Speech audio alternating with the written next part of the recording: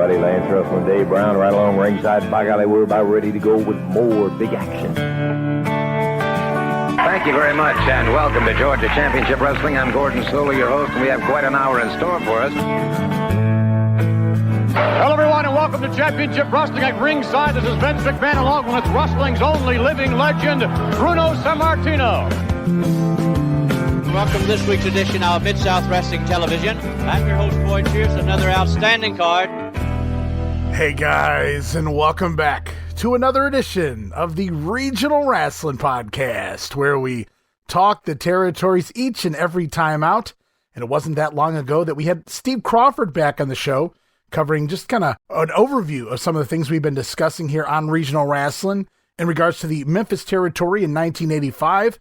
And we're going to continue on that path here this week as we break down yet another week in the Memphis territory, closing out the month of February. And in order to do that, we're going to bring back on Gene Jackson to the show. Gene, I know you've been sick lately, brother. Hope you're feeling better. It is good to be back, Ray. I tell Good to hear you. It's sounding healthy, too. Yeah, I thought I was down for the count that time, but I kicked out, as they like to say these days, and finally, it feels like it's been a while since we've revisited 1985 in Memphis. It feels like it's been too long, man. It has been too long. Luckily, I cheated a little bit. I got Steve Crawford on the show, and we got to talk more 85. But yeah, you've been waiting a while to get back into this. You've been covering some USWA 93, and we'll touch on that at the end of this episode too. So you haven't left Memphis entirely lately, but yeah, we got to get back into 1985, and I'm sure there's a lot of people out there been waiting for this day. So we're not going to disappoint them. We're going to jump right into it, Gene. If you are ready, I am ready. Let's go for it, man. All right, so as we do at the top of every program, before we start a new episode, going to recap last week in Memphis, the Memphis territory, and with Jimmy Hart gone to the Fed, that's what they used to call it, right? The Fed. That's right. We saw the debut of Eddie Gilbert's army, including General Gilbert's recruitment of one Playboy Frazier and Private Jerry Bryant. Playboy going so far as to shave his head to show his loyalty, show his support to Hot Stuff, also because he had to anyway. That's true. It was fortuitous timing, but if nothing else, Eddie Gilbert's army has given us this great photo of Playboy Frazier in that army helmet, which I'm sure you'll tell us a little more about later. I'm super excited about. Well, we've talked about it for weeks, talking about making some shirts out of these things, and we will discuss that a little later as well, because, yeah, there's some fun things out there now you guys can check out, and we'll talk about that as the show goes on. But right now we'll go back and take a look back at some of the other things that happened last week in the territory. Jackie Fargo back from the Bahamas to advise the Fabulous Ones, not give them orders, because the Fabs, they don't take orders like those fat interns. That's right. They just take advice, and that's very different, apparently. Especially when you need somebody to fly all the way back from the Bahamas to give it to you. I had no idea that you weren't allowed to give advice from the Bahamas. You have to come to town for that. Well, they called collect. You remember that? I think that's what it was there. Oh, that's right. I can't even imagine what those phone bills would have been back in the 80s. My God. Like as I was about to say, nevertheless, the Fabulous Ones did in fact defeat the interns this past Monday night to capture the Southern Tag Team titles, so the Fabs back on top of the territory once more. Well, we finally have broken the death grip that the interns have kept on the Southern Tag Team titles for a while now. So that's got to raise the spirits of the fans here in the Memphis territory to have the Fabs back rocking the tag titles. Yeah, with the interns holding the belts for as long, minus that week where they had to go win them back again in a tournament. With the interns holding the belts going back to the beginning or the end of last year. Man, in Memphis years, that's, it's like in dog years, man. It's like they've been champions for over a year in any other territory. Oh, that was like a Bruno reign in Memphis time. Yeah, interns have reigned supreme, but the Fabs now the champions, at least in the Memphis city. Also, a feud between Randy Savage and Adrian Street was getting hot and heavy and in a hurry, Gene. At least it was. We'll have to wait and see if it continues or not.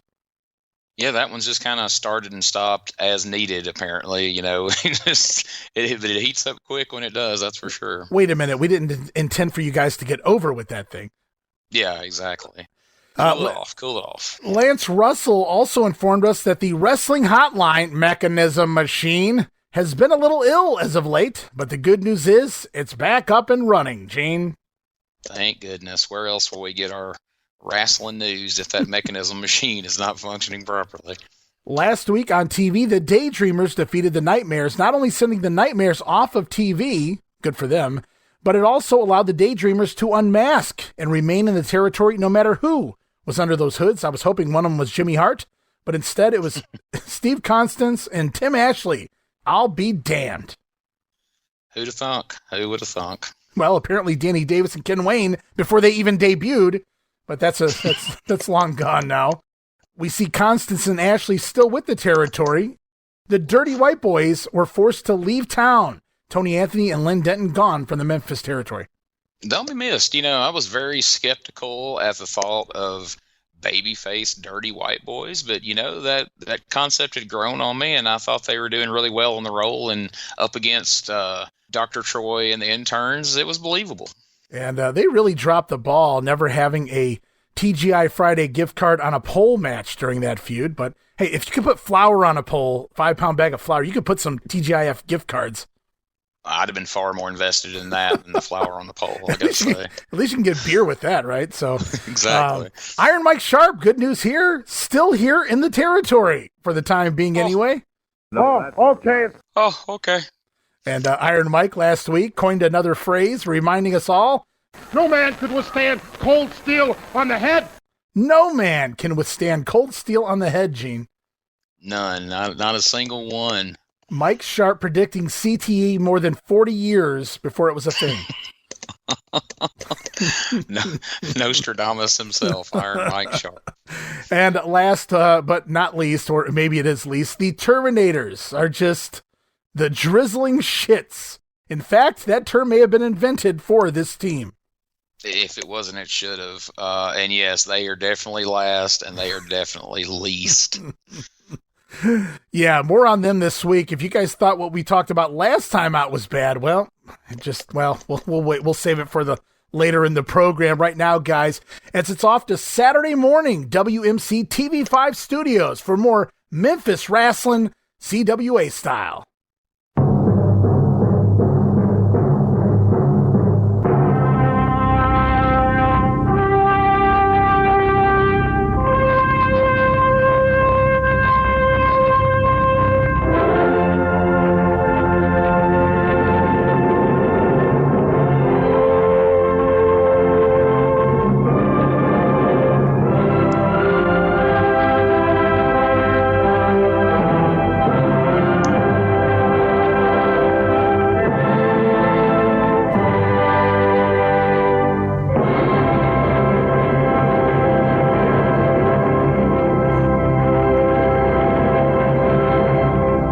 By golly, away we go. Another episode of CWA Championship Wrestling here from TV5 Studios. Gene, it's Lance Russell and Dave Brown hosting the show. And we kick things off. Are my eyes deceiving me? Here in the TV5 Studios, the madness meets the mania. Pafo mania, that is. See what I did there, Gene?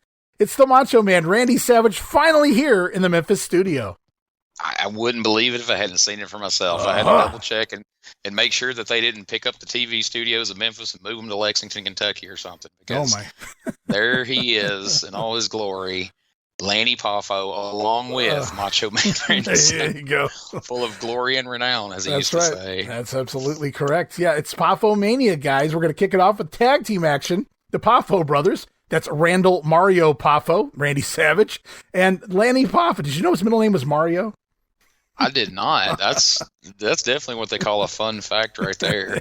So there's a little insight, folks. If Randy Savage had made his way to WCW in 1991, he could have been Randall Mario Poffo of the York Foundation. That would have gotten over. That would have been huge. Yeah, I could see that happening. Huge. I don't know about that, but but tag team action right out of the gate, and he said, "Hey, if I'm going to make the drive all the way from Lexington, Kentucky, you guys are going to put me on first." Top of the show. Top of the program, Randy Savage and brother Lanny Poffo taking on the team of Big Lou Winston and Private Jerry Bryant from Eddie's Army. And of course, the General, Eddie Gilbert, ringside to watch over his private.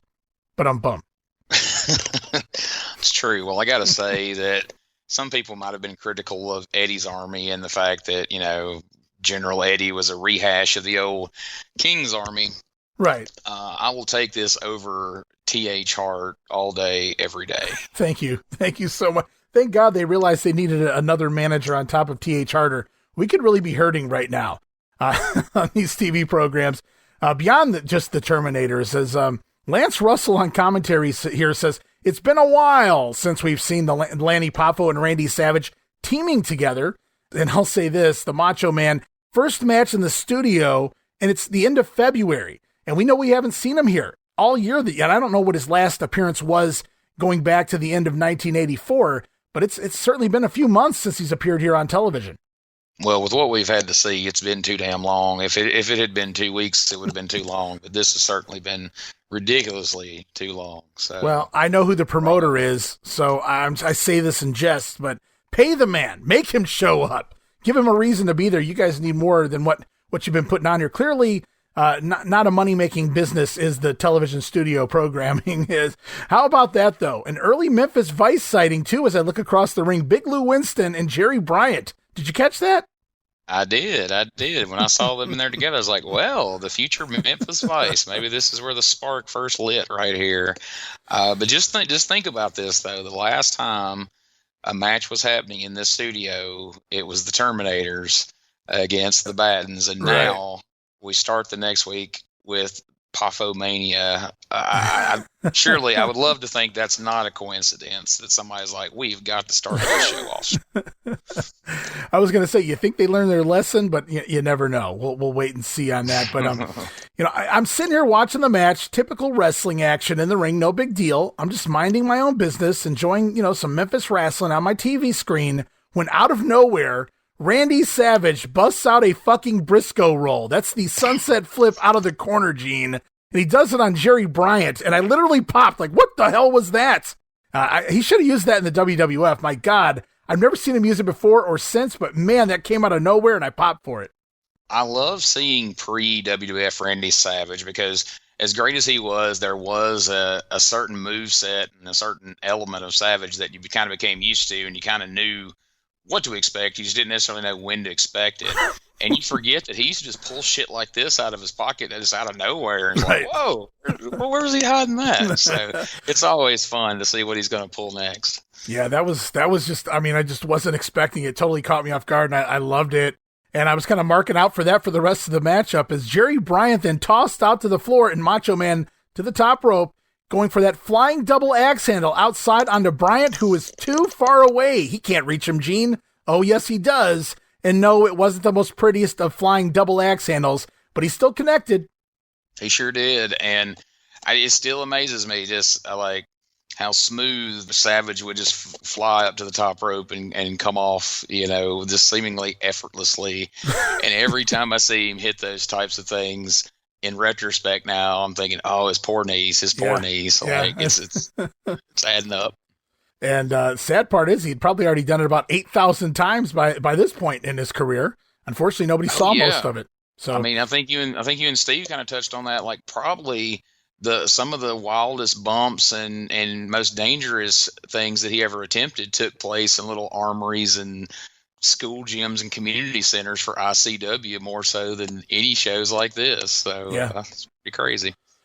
So Randy Savage goes up top, delivers the double axe handle, doesn't care how far away Jerry Bryant is because he made the drive, and he'll be damned if he's not going to hit his move. Back inside the ring, Lanny Poffo tags in, and then I kind of cease to care anymore. But Poffo in there, busting out his old moonsault on Bryant, goes for the cover, but then realizes you can't pin him because, he's upper tier. So in comes Big Lou Winston back into the action, and so is the Macho Man, who's going to deliver his patented flying elbow drop on Big Lou, scoring the win for Poffo Mania, going over here at 5 minutes and 38 seconds. I wrote, now that's a squash.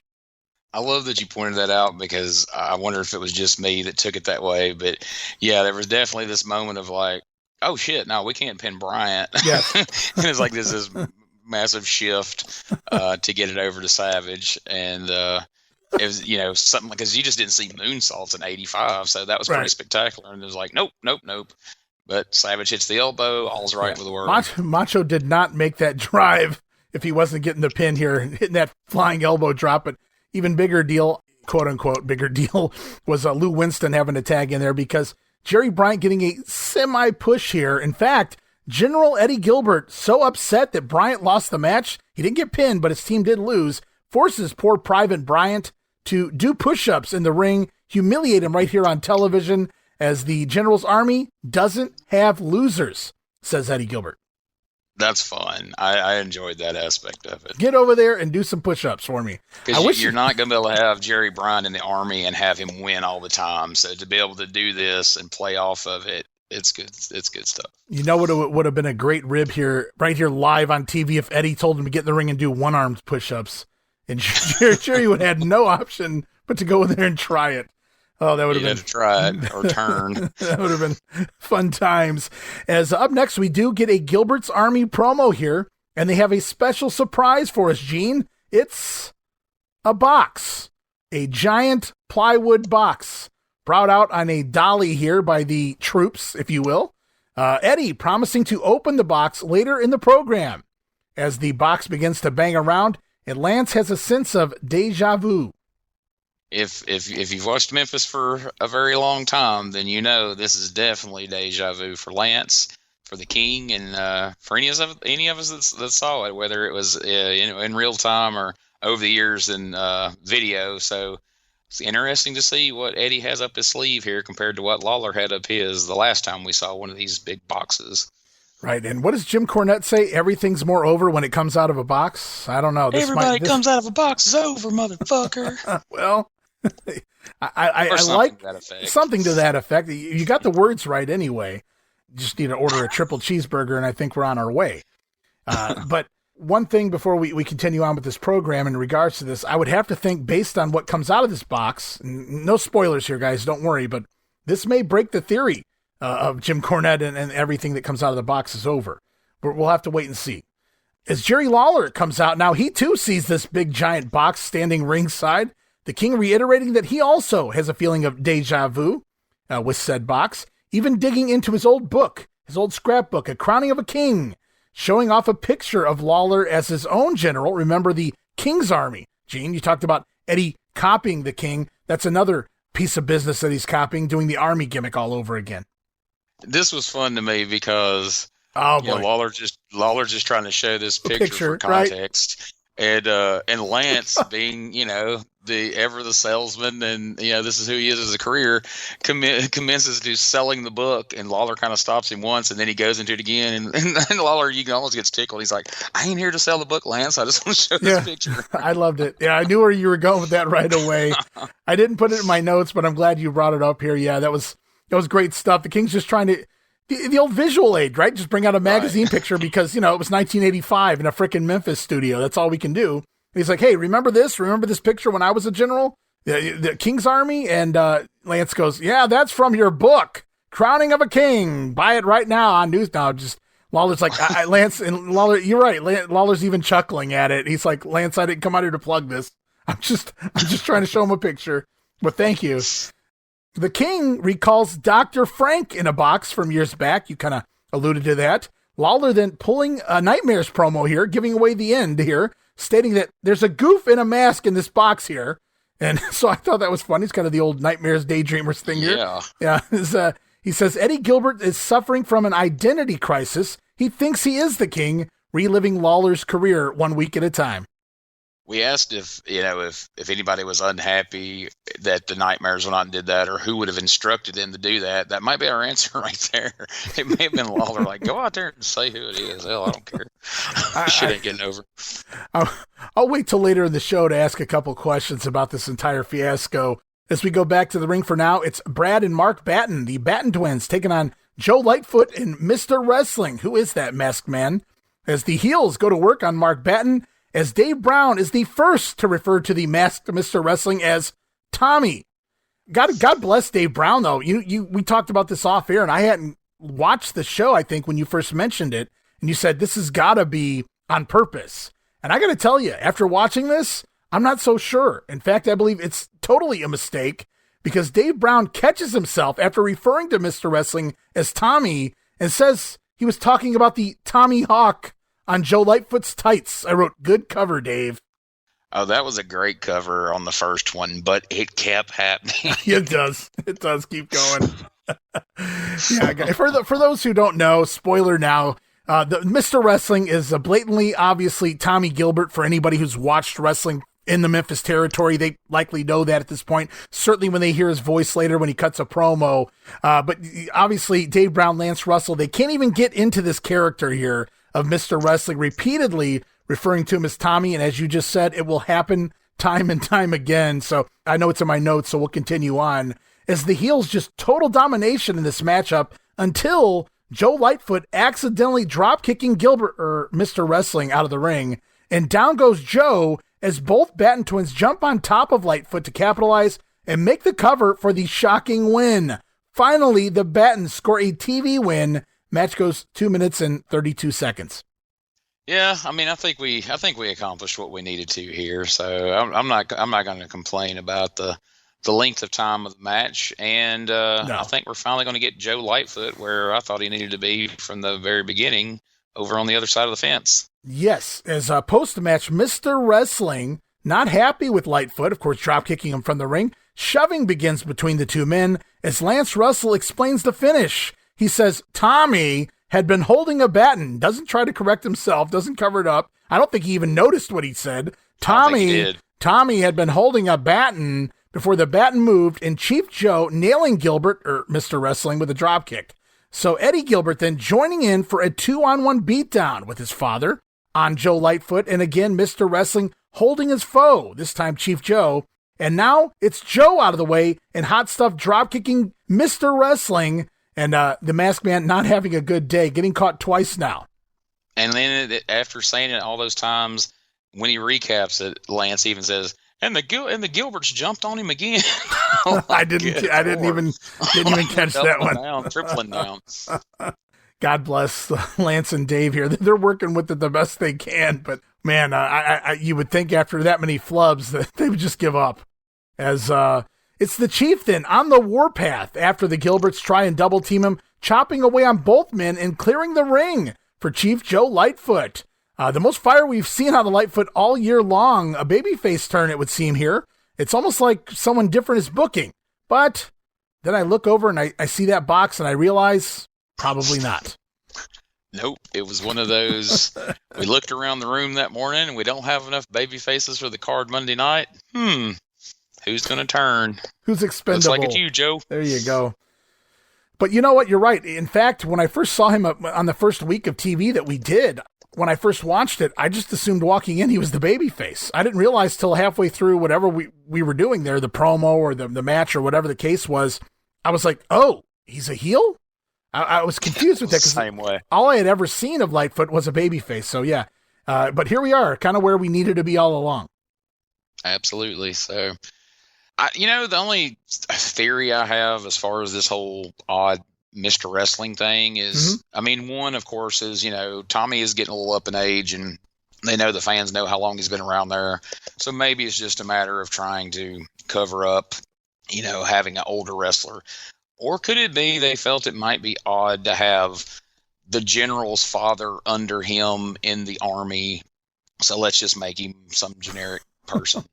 Or am I putting way more thought into it than they possibly ever could have? I was just going to tell you, you are thinking way too deep into this if you thought they were worried about Eddie managing his father or whatever the case may be. They're being over top of him, if you will.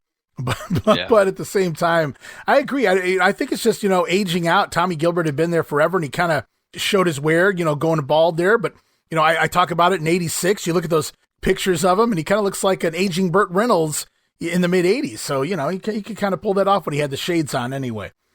But Tommy Gilbert... Yeah, I want him to sound like Norm Macdonald's version of Burt Reynolds anytime he talks. That's how I do Burt Reynolds. If I'm going to do him, there's only one way to do it, and that's Turd Ferguson.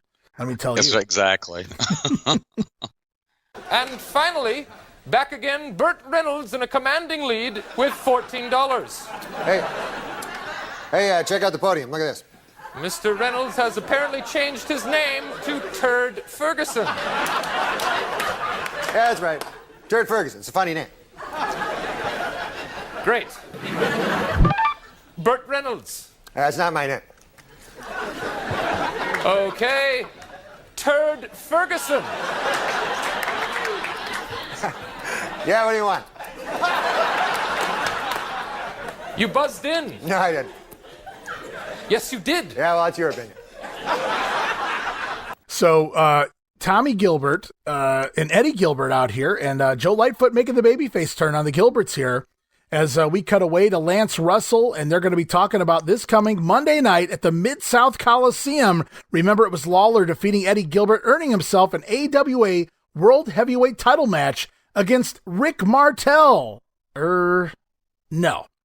It was supposed to be Lawler versus the AWA champ, Martel, but apparently Rick is quote-unquote injured. They call it a bruised elbow here, and he can't wrestle Lawler this week. Wow. Lawler speculating that maybe Rick Martel found out it would be the King rather than Hot Stuff that he would have to defend against. Well, it just seems a little fishy. I mean, you talk about putting some heat on Martel, though, to refer to it just as a bruised elbow rather than, play up that it was something serious. Like, I don't know. That seemed like they weren't happy with it, so they was like, all right, screw it. We're out here bury Martel. I don't know what the story is, but clearly they are very likely unhappy with Rick Martel, and we'll see more of this play out as the weeks continue on here with the AWA title and Jerry Lawler. But yeah, this week Lawler kind of doing a little bury job on Rick Martel. He didn't all the way. He said, I'm not questioning if he had an injury. I'm just questioning how bad that injury really is. So the King laying it in there. And remember, Rick Martel is a top baby face in the AWA. He's not a heel. So Lawler playing it hard here on the future model. Exactly. Yeah, that's why he couldn't go. He couldn't just go all in on burying him because they're both baby faces. But he took his shot. It was there. Yeah. So in place of the promised AWA World Title match, they hyped the first ever tag team battle royal in the Memphis territory. $20,000 to the winner. They even show the cash sitting there ringside, sitting on top of a trophy, and a couple of armed guards standing by. Nice little touch there. Yeah, I thought like that. How much you want to bet if you took that money and started flipping through it? Maybe they weren't all 100s. Oh, I'm quite sure. It was all ones in the middle, most likely. So, off of their successful tour of Japan, Jerry Lawler had pegged Jimmy Valiant as his partner for the night, this big battle royal, but Jimmy is, quote-unquote, out for at least a couple weeks after being beaten over the head by Iron Mike Sharp. No man could withstand cold steel on the head. No, okay. Yeah, I mean, he took steel to the head, so of course he's not going to be around. Well, in reality, Gene, believe it or not, Jimmy Valiant has in fact returned his keys to the mansion and left the Memphis territory, headed back to the Kakalakis. His final night was indeed February 18th at the Mid-South Coliseum, taking the Mid-American title with him, mind you. And Jimmy Valiant actually already back working for Jim Crockett Promotions by yesterday in this time, February 22nd, Friday night in Richmond, teaming with, of all people, the American Dream, babies. That son of a bitch. How dare he? So he Jerry goes Lawler takes him off to Japan, and then he immediately comes back and ditches him and heads off to Carolina and ditches his house they bought him after painting it all black inside, supposedly. Well, he has been pitted against Mike Sharp for the past 3 months. So, I mean, maybe imagine that. One night you're working Iron Mike Sharp, and the next day you're teaming with the American Dream in the main event.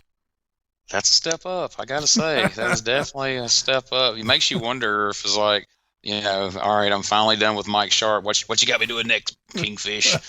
Well, thinking of tagging you up against the Terminators, and he's out of there before you can even say he's kidding. He's already halfway to North Carolina. Yeah. I mean, that may have been how it played out. So with Jimmy Valiant gone from the territory, and obviously Lawler saying he might be out for a couple weeks, maybe they're thinking maybe he'll come around who just ditches a mansion. Yeah, he was known to, he was quirky. He would come. He was a gypsy, baby. They were like, well, let's don't completely shit on him in case he turns back up in a week or two and thinks better of this. So, yeah, they went easy on him here just in case. Well, with Jimmy Valiant gone from the territory, in his place, the King made some calls and got himself a hell of a replacement partner here by the name of Abdullah the Butcher. Boy, talk about odd for the Memphis territory. The King and Abdullah. I mean, if I can't have Jimmy Valiant, I guess I'll have Abdullah the Butcher. Wow, you talk about from one end of the spectrum to the other. Good grief. Lance Russell replying to Lawler when he makes this announcement of Abdullah being his partner. He's a thug. Can you trust him, King? Apparently, it's going to be Jerry Lawler and Abdullah the Butcher, not just part of the Battle Royal, but also they're going to be teaming up against the interns. Boy, what did the interns do to Jerry Jarrett and company here? Oh, man, I would like to have seen that one. Yes, I really wish that would turn up in some of the arena matches. I don't believe it does. I've never heard of that match existing anywhere, but boy, that'd be fun to see. Boy, wouldn't it, though? And in closing here, Jerry Lawler teasing tipping over the wooden box sitting ringside, and the guy inside was probably like, fuck. Can you imagine getting told, what am I doing today? Well, you're going to spend most of the show in this big wooden box. Oh, damn it. The worst part is we're going to let you out. Yes. We continue on. We heard from the King. Now we're going to hear from the other side, Troy Graham and the intern. Well, one intern anyway. The other one's probably off performing surgery again, I would have to imagine. Yes, back in surgery. And it's not Jerry Lawler who shows the Abdullah the Butcher video, but rather Troy Graham. Troy Graham providing footage of Abdullah the Butcher video form here from Puerto Rico. As Troy says, the interns, they should be getting a rematch with the Fabulous Ones. Instead, they get the Butcher. You come out of feuding with the Fabulous Ones, and now you've got Abdullah the Butcher and Jerry Lawler as a tag team. Such an odd pair. Well, we hit a commercial break here, and when we come back, we get a VTR going back to the Mid-South Coliseum this past Monday night. We see the Fabulous Ones defeat the interns for the tag team titles. If I remember the finish correctly, it's Kern kicked to the floor, Stan Lane up on the apron. He's going to get suplexed back inside. Lane kind of wiggles free, and it's just a simple schoolboy of some sort there. And they win the belts, kind of anticlimactic after all the feuding and trying to kill, their fathers and all the things said by Troy Graham. But hey, they got the belts. Hey, whatever gets it done, whatever gets the old hands raised, we're just happy to see the Fabulous Ones as the champs. Well, good luck seeing the Fabulous Ones as the champs. Let me rephrase that. Okay. We're just happy to hear that they won the titles Monday night. Happy to hear. That's much better, Gene. As this week, the Fabs can't not even be bothered to show up in the studio now that they've got the belts. So we get another on-location VTR promo from Stan Lane and Steve Kern as they have the Wild Hoggs here this week. And then the big battle royal, the Wild Hoggs. Just what a tag team name there. J.R. Hogg and King Harley Hogg. And they're taking on the Fabs. They get a tag title shot right out of the gate. But the Fabs say they're not done with Troy Graham and his interns. But the fun part here is the interns are going to have to earn a title shot against the Fabs as the interns somehow now at the bottom of the ladder, say the champions. And all the other teams got to get title shots first. I wrote, can't say Troy Graham didn't have it coming, Gene, but at the same time, I don't know how the Fabs can make that decision. Well, I seem to remember hearing someone else say something very similar to that. So I guess that's the champion's prerogative these days in Memphis. I don't know. Well, it is Memphis. All things are possible here as we go off to a brand new Fabulous Ones music video. And according to Lance, the song title, Wanna Be Your Lover Boy, which are actually two different songs, Lance. Wanna Be Your Lover. Wanna Be Your Lover. It's some Prince, but this is actually Lover Boy by Billy Ocean, so he got it half right, or I guess more than right. So another new video here for the Fabs. Well, at least Lance didn't try to convince us that he's just cruising around in his car listening to Billy Ocean like he was Michael Jackson. I love that Michael Jackson kid. Those Jackson 5. He's one hip cat. Well, I would sit here and joke about this music video for another 10 minutes, but it's just delaying the inevitable. As we go back to the ring, tag team action. It's the Terminators with their manager, T.H. Hart, taking on David Haskins. Haven't seen him in a little bit. Haskins teaming with Ken Raper here. And very smart of General Eddie Gilbert to give T.H. Hart the Terminators, baby, separating his army from the riffraff. Yes, for sure. I'm sure that's no accident either. Eddie's like, pair them off and let them just fade off into the distance, and we'll do our thing over here. makes you wonder if maybe somebody was upset that David Haskins hadn't made it to TV in a while, and they're like, all right, we'll show you, pal. Yeah, you don't want to work for free? We'll show you. You're getting too big for your britches here. Jerry Lawler's stunt double. As the match gets going, it's the worst sentence you ever want to hear, Gene, and Lance Russell busting out. Crow will be starting this one. So, not your favorite line of all time if you're standing across the ring, as it's stiff shots right out of the gate from the old Nators, including a fucking brutal knee lift straight into the chin of David Haskins. No protection, just kind of held him there and then just raised his knee. 100 miles an hour straight into the chin of poor Haskins. How he still had his teeth or his jaw, I'll never know. As Ken Raper finally tagging in, and normally I'd say a Raper deserves this kind of beatdown, but holy shit, nobody deserves this. Even for someone named Raper, this was over the top. Yes, and then from there, it just gets worse, actually, as Crow going to do a go-behind on Raper, and that would be the funny part if it wasn't funny, as he doesn't really do anything. There's no waist lock involved. He just kind of goes behind him, takes his right arm, and wraps it around his stomach a little bit, and then his left arm just kind of hangs there. And I'm just like, what the fuck is he doing? Then out of nowhere, whips Raper into the ropes, and then Ken, he falls and takes a bump off of the whip because he whipped him so hard. So we're doing this all over again, I guess. Yeah, I really wish when I interviewed David Haskins 2 or 3 months ago, we had already seen some of this. I would have loved to have heard some direct insight from somebody who's actually been in the ring with these guys and hear tell of it. Good Lord. David Haskins, by all account, he's been in a real promotion for 2 months now in his wrestling career, and he's already Ric Flair compared to these guys. Oh, God, yes. But it's a wonder shit like this didn't make him go, you know what, this wrestling thing may not be for me. This is terrible. There's another spot in the matchup. I don't have it in my notes, so I want to bring it up right now because we recently did the WrestleMania 4 watch-along. We did the video cast, I should say. And during a Don Morocco match, you pointed out how you hated the one-armed Irish whip, or the whip, where he was whipping, I think it was DiBiase into the ropes. And, well, I just found a worse whip. And it happens right here. Actually, 2 different types, and we'll get to the other one here in my notes. But there was one, and I don't want to forget this. At one point, I'd never seen this before or again in my wrestling viewing history. At one point, Crow gets behind one of these guys, takes both of his hands, pushes them in their lower back to shoot them off the ropes. Doesn't touch their arms. Just stands behind them and pushes them right above their ass as a form of shooting them into the ropes. I saw that, and it's like, what, for all the things that people complain about nowadays, that people are killing the business, and I'm not saying that they're not, but there's some stuff from the Terminators that if anybody, I would almost want to give this footage to some of these people who are like AEW fans, be like, all right, the next time Cornette goes on a tangent about one of your favorites, be like, defend this, and show him a couple of these clips and then play it on his damn podcast. I would have loved to have seen somebody send these guys down to the Cowboy for one TV taping. I would have loved to have been in the locker room, and I'm pretty sure they would not have returned. Oh, can you imagine after that whole fiasco with Korchenko? Korchenko looked like Luthez compared to these two. Sure.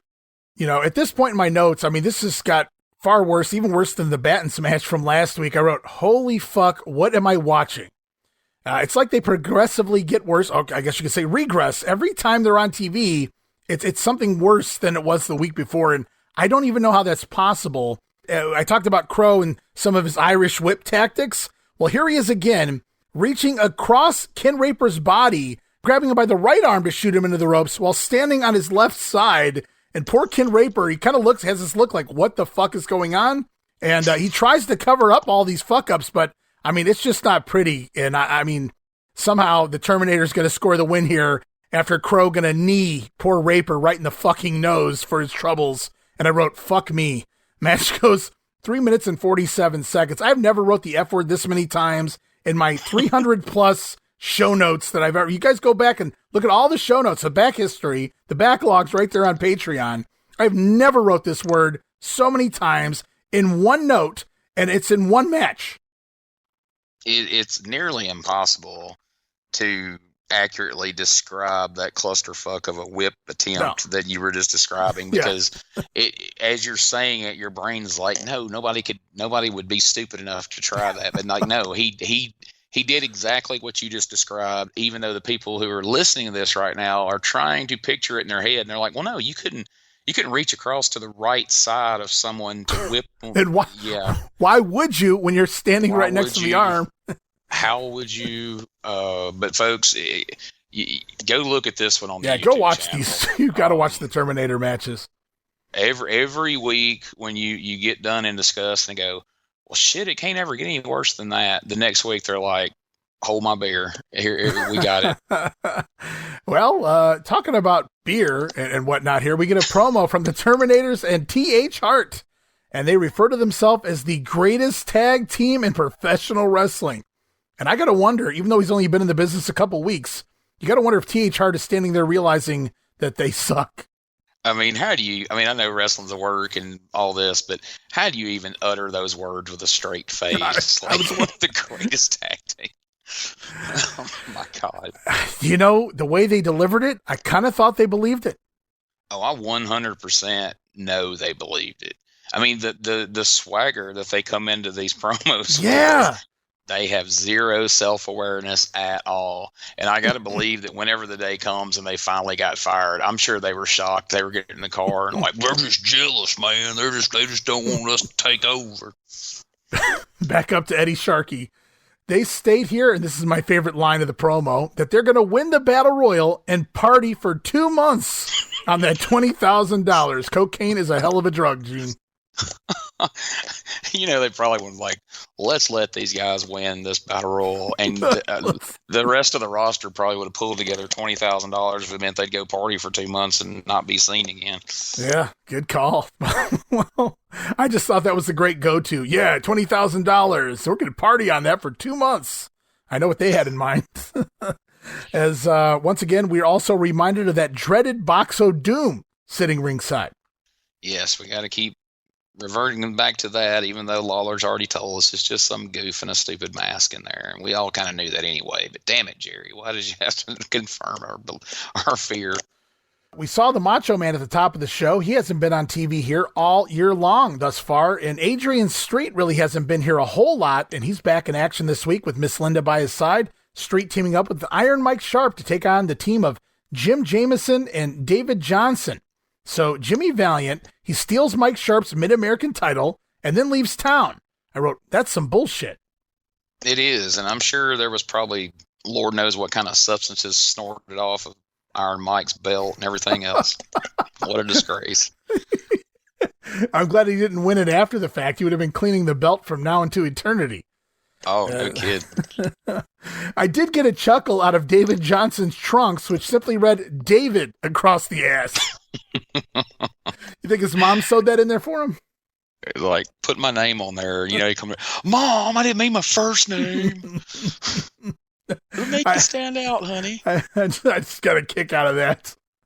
As it is total heel dominance here once again in another matchup. Mike Sharp clobbering Johnson with the big arm brace clothesline. And then it's the Gibson, or maybe the exotic leg lock here by Street, going to score the win in 3 minutes and 42 seconds. Street does it again with one of his fancy submissions. Yeah, sitting there working the legs, stretching his opponents here is the exotic one. If he's going to have to play, they're going to have to pay, I guess.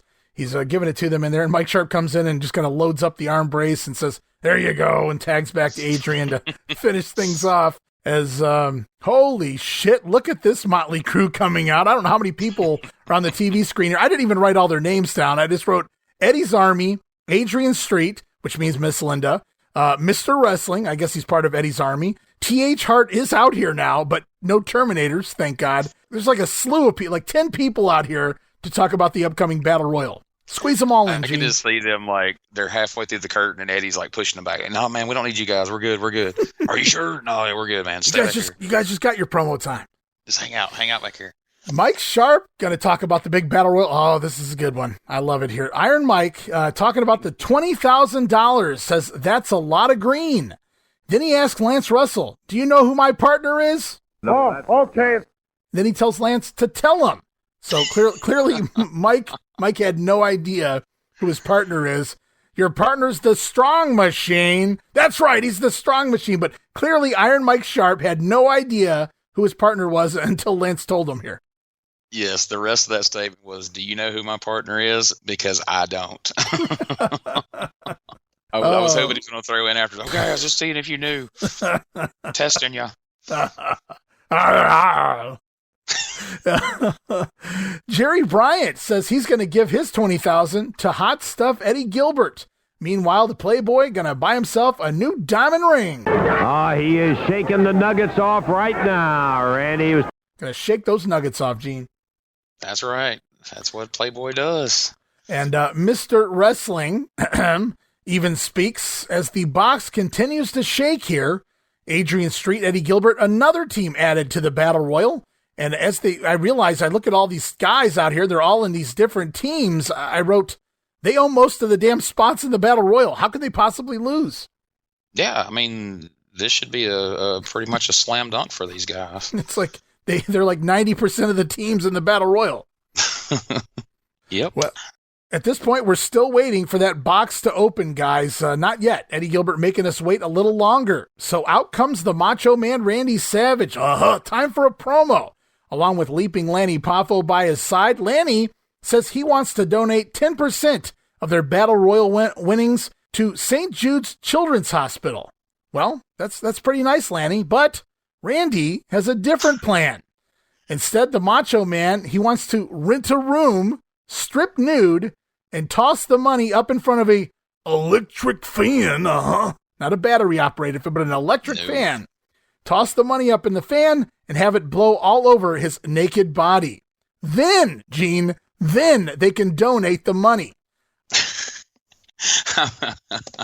I mean, so of course, Lanny's going to want to do the most. I mean, it's a great gesture, but of course, Lanny's gonna have the most uncool plans in the world. I want to take it and donate it to charity, and then Randy's like, no way, brother, and he wants to do all this debauchery with it. But at the end, and then we'll donate it to charity. And then we'll donate it to charity after I put my DNA all over it. Exactly. Yeah. That was the cherry on top right there. I was like, that was so savage. That's him. Oh man, it was good stuff there from the Macho Man. And now, after a commercial break, it is finally time to open the box, Gene. Eddie's army back out, and they unlock the box. And then they open it up to reveal someone in a caricaturesque mask of the Phantom of the Opera.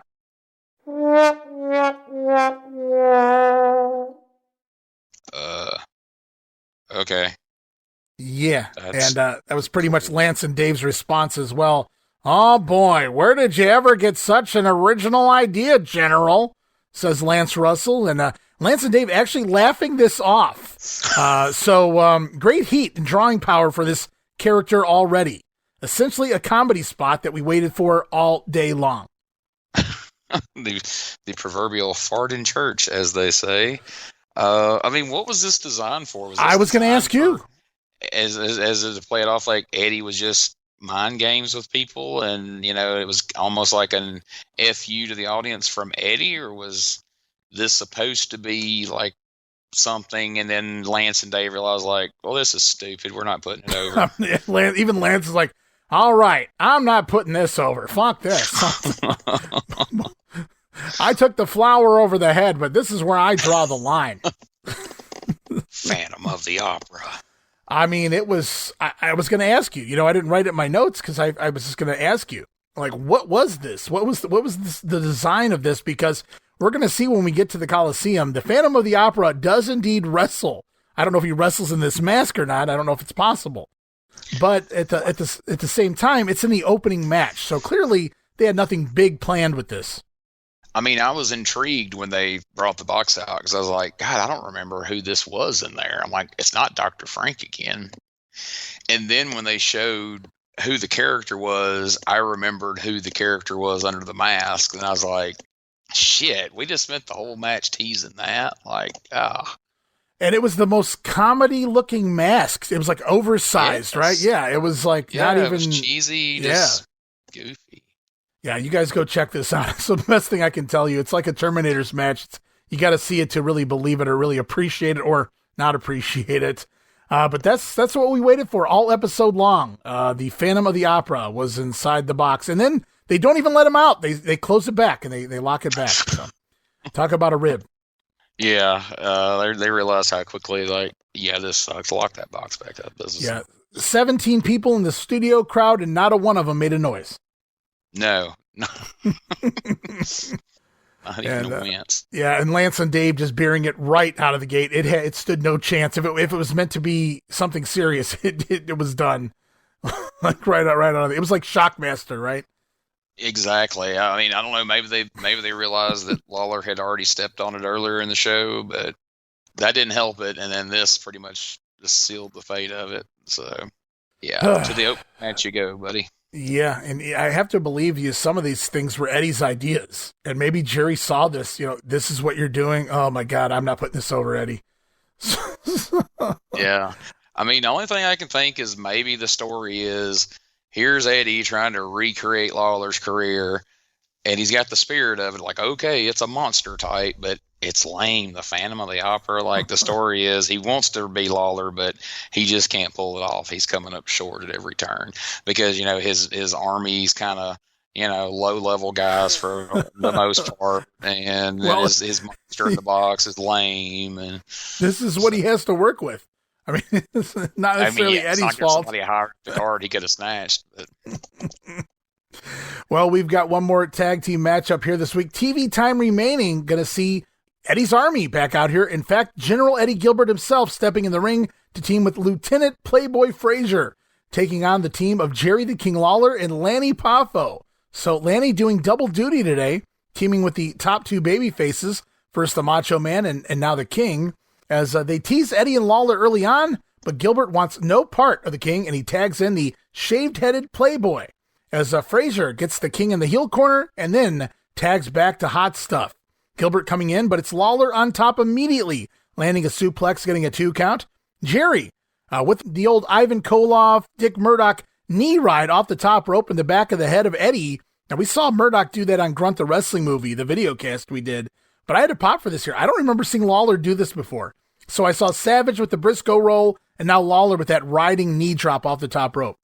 I thought I had seen a majority of the Jerry Lawler matches that exist on video, and I thought the same thing. I was like, I have never seen Lawler do that before or since. That's wild. Yeah, what was great was when he got in the corner, got out on the apron, it seemed like he was setting him up for that move, and until he actually had his knee in the back of his head and was halfway down, I just wasn't going to believe it. I was like, there's no way that's what he's doing. And it's truly what he did, and I thought that was really cool. And I have to say, with his new hairdo, Playboy Frazier looks very much like Humpty Dumpty now with the bald head and the shape of his body. Kudos to him. Shaving his head bald. I mean, like Stone Cold Steve Austin bald. I mean, he just rocking it well here. It's the Playboy waiting his run for the WWF. As Eddie Gilbert going to somehow take over on the King here, landing a swinging neckbreaker for 2. Running Bulldog also going to net Eddie another 2 count on the King. And then the Playboy back in, landing the giant leg drop O'Doom. My God, Jerry Lawler, you don't have to take moves like that. Plowboy going to get 1, 2, and somehow Lawler still managing to kick out. I couldn't believe someone the stature of the King would trust the Playboy to come in and drop that big leg. I mean, that had to be done just to have that in his back pocket when somebody's like, well, I don't see you doing so-and-so. And he's like, son of a bitch, I just took a leg drop from Playboy on TV. I don't want to hear it. So Frazier going to try for a second leg drop, but misses this time. Lawler's not that stupid. And in comes Eddie Gilbert, who runs into a King boot in the corner. And the bell sounds. We're out of time. TV time expires. Match goes 3 minutes and 45 seconds.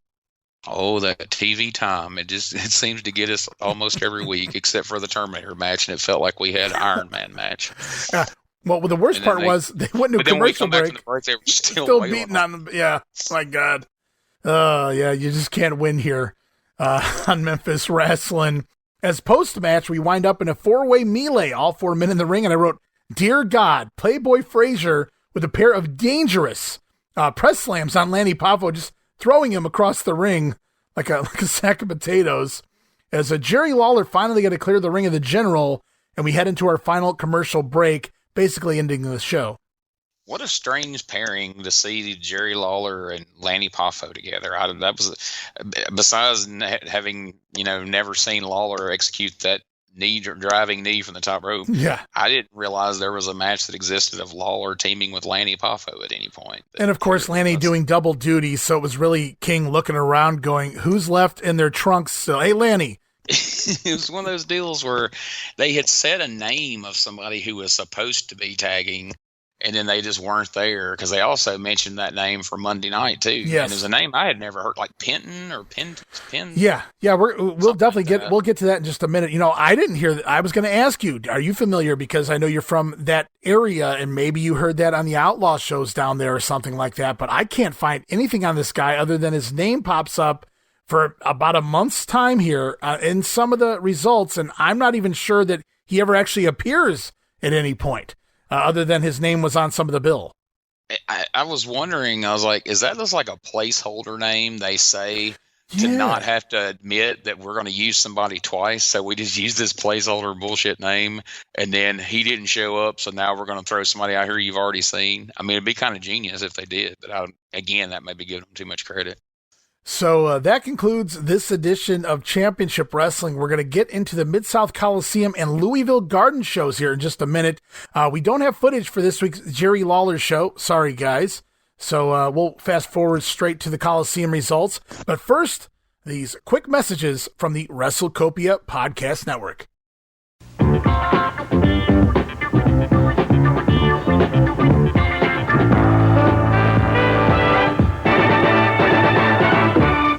Hey guys, Ray Russell here, curator of the WrestleCopia Podcast Network, inviting you guys to listen to many of the programs here as part of the WrestleCopia brand, including, but not limited to, the Wrestling Memory Grenade, currently covering the 1988 and the WWF project.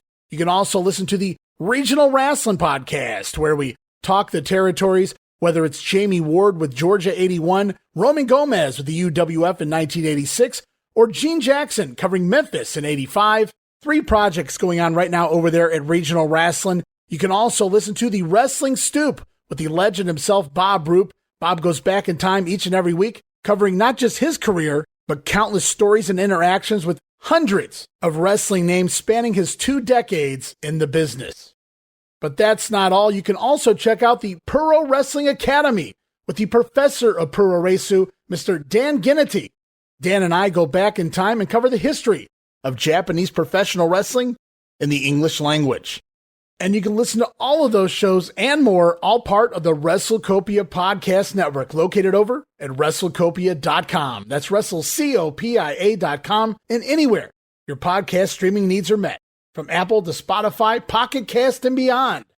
And while you're at it, why not subscribe to our social media guys for all the latest goings on here at the WrestleCopia Podcast Network. Plus, I'm constantly adding old school video clips and pictures from throughout wrestling history. You can follow us over on X, formerly Twitter, at Rasslin Grenade. That's at RASSLIN Grenade. Also, follow and like me, Facebook.com/Rasslin Grenade. And why not subscribe to YouTube.com/Rasslin Grenade.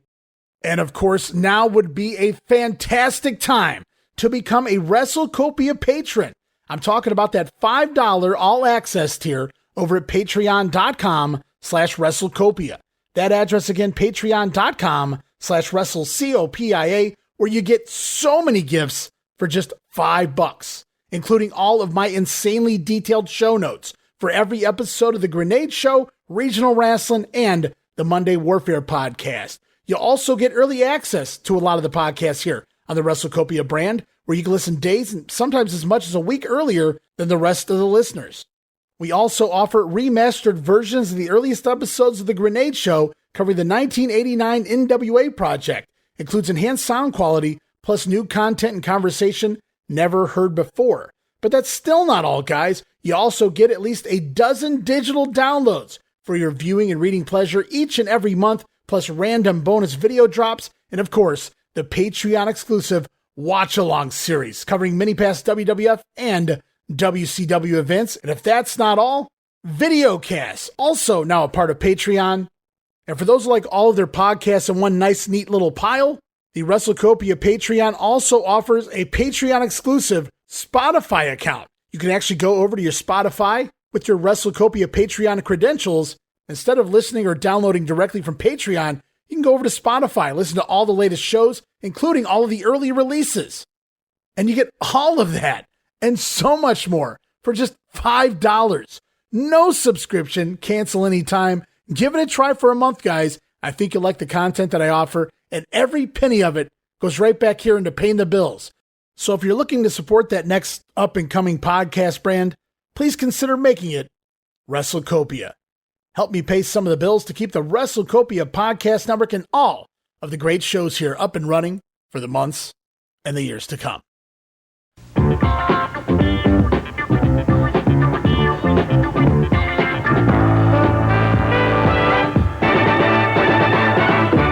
All right, Gene, we be back, and it's time to jump into some Mid-South Coliseum results.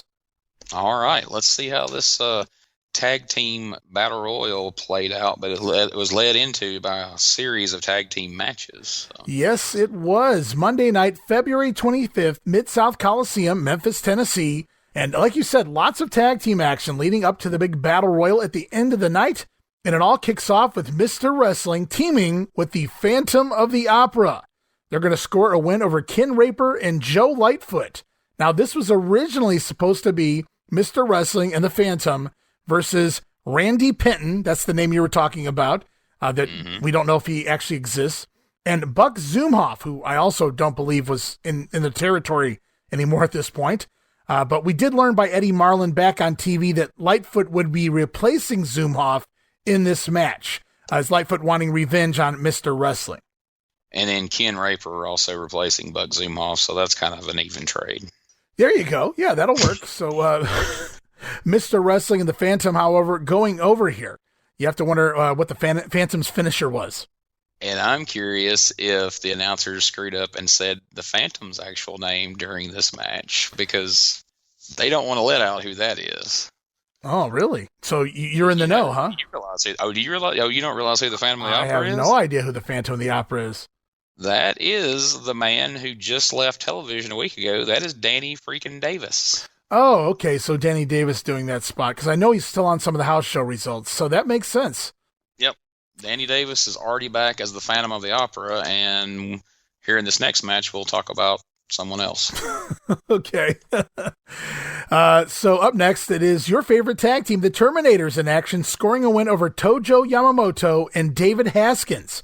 Now, originally announced on TV, it was supposed to be Tojo and the Jaguar. And now maybe you're going to give me some other 411 here, but I came to the conclusion that the Jaguar was going to be Jerry Lawler's answer to Tiger Mask after promising, showing off Tiger Mask on the Lawler show and promising Tiger Mask coming. Eddie Marlin going to try to get Tiger Mask here in the Memphis territory. I thought maybe the Jaguar was his idea of replacement, but they couldn't find the mask in time. Maybe he couldn't ship over from Japan in time.